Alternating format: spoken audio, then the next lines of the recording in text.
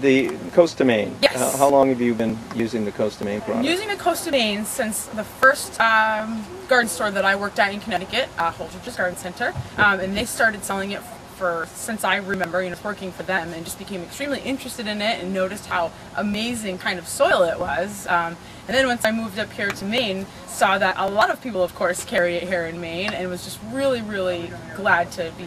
It's easily accessible to get, And my two favorite kinds, I have to say, the Fundy Blend. I have been blown away by it. Blown away by it. My garden has not had any weeds except for the grass, because I don't have any stones on the outside of my garden, but it's just the grass that encroaches on the sides.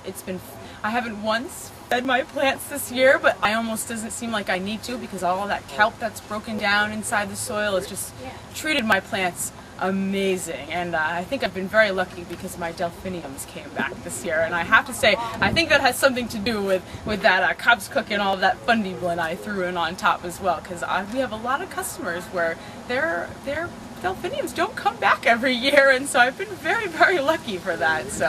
But yeah, the Fundy Blend and the Cobb's Cook, always for my perennials, throw that in all the time before I plant perennials or bulbs or anything like that. The Bar Harbor I use for all of my houseplants, when I repot, when I start, so everything. I mean, I use it pretty much all, except for the